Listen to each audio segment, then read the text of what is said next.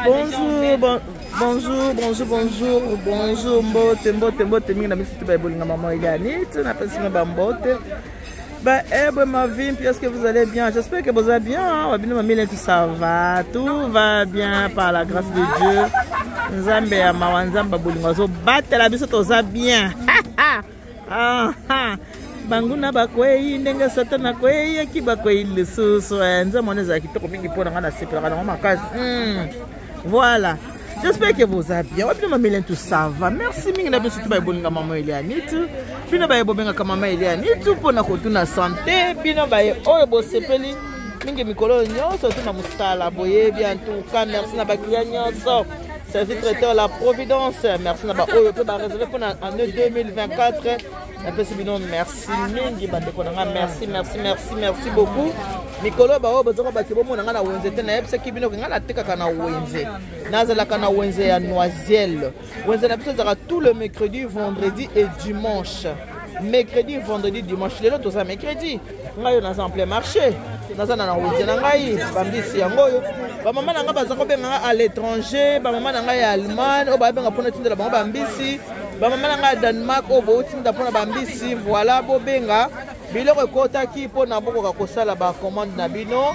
Ba commande na zo ki te pona ki na mbisi te lambisi ye. Vendredi na ozasuna arrivage vraiment ya makasi hein. Vendredi na arrivage ya makasi juste pona ko yebisa bino ke boko commande ba oyo baza à l'étranger, boza na Allemagne, boza na Suisse, boza na Danemark, boza na Hollande. Partout place les hommes libino so boza na besoin ya biloko na biso. Boy hésiter te pona ko contacter maman Eliane ni tout numéro na nga téléphone boye bien c'est le 06 15 31 69 90 na wenze ya Noisiel toujours na wenze na biso ya Noisiel, OK? Donc wabino maman Eliane to azali wana tout va bien par la grâce de Dieu. Nzambe ya mawanzamba bolingo zo batela marché na biso ya ngoyo. Marché na biso pesa na nyonso soko ye ko sema biloko pa na biso. O profiter pe o salfe ba course no ya biloko mosoza na posa mwa lipapa. Oza na mwasi basomba kaka. Oza na posa bulukutu yango yo mafuta mbila pisha. Nyonso vraiment ezali toza lelo mercredi le 9. Toza mercredi le 9 août ngayo yo maman Eliane tunakati ya wenze na biso ya Noisiel pour moi de mon cœur. Je te fais de gros bisous. Famille du cœur, bon moko toujours. Bon moko toujours, famille du cœur, bon moko toujours. Il y a maintenant papa et deux diawakana, je te fais de gros bisous. Pour moi de mon cœur, maman et Jenny Mongai, maman Bobila dawa belle sa maquillage. Tala, masango yango ya. Mongala ya solo, abanga ketumbate, azonga kasimate. Biso bangala toyemba ndenge wana. Biso bangala toyemba bongo. Toza bongo na mfumbwa yango yo ndenge bomoni. Voilà. Nguba pe yango somba papa ali monguba. Bolingo zaka na poko bofandi mosi na mobali okamati oteti nguba ozopesa papa nguba ali abosola masola kitoko libale kendaka bien ndenge wana. Voilà, on a posé tangawisi tout est là papa moi tangawisi. Ozala bien ovani na kati ndaku osali mwambala na ya sukali sali mwambala sukali boye epliche yango kitoko okamati servir papa mwa manyoko opesi papa esalaka bien papa azolia azosepela ovani na mobali boza ko beta masola solo masola kitoko oye bongisaka libala banguna bakwei ndenge satana kwei ki bakwei lisusu. Voilà. Lukombo, comment ça va? Lukombo, tu m'as manqué, hein, Lukombo. Oh, Lukombo, Lukombo, manqué, ngai. Lukombo. Oh, Lukombo. Hey, maman dit, ça va ma chérie? Ça va très bien. Maman dit, bangona bakoye, hein? Bakoye. Toi, la bangona. Bangona bakoye, ndenge satana koye, ki bakoye lisusu.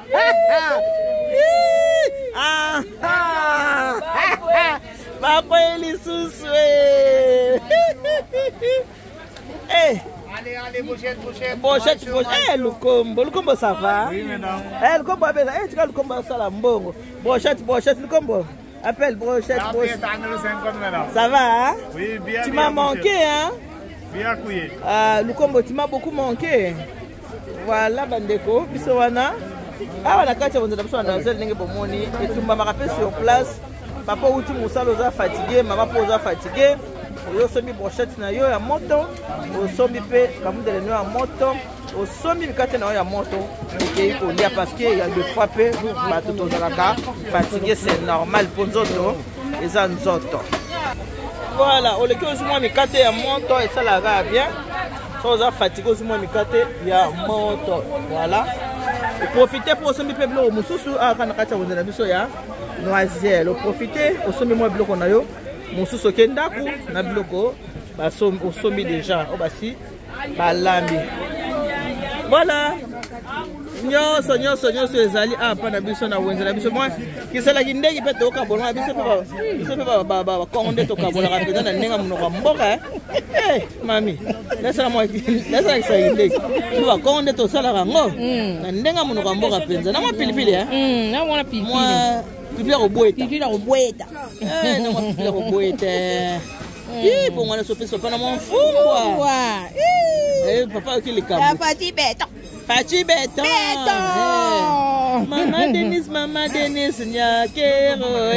Maman Denise, Motema, ya Fati Béton.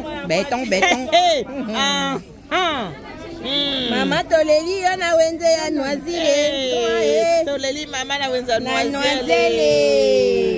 Yaka ko visiter biso na wenza noiselle awa toleli mama Denise voilà mama Denise a Fati Béton yo kanti mwana sale te mama Denise Nyakero mama Denise motema ya Fati Béton batikayo et voilà biso wana à chacun son choix. On a choix na yeto na kati ya démocratie à chacun son choix. Voilà ndenge na lobby biso wana merci mingi na bandeko na ngai awa nyonso tozana nyonso ezali eloko ezanga kawa eza te o. Voilà nyonso ezali makabo solo yango. Voilà moni yango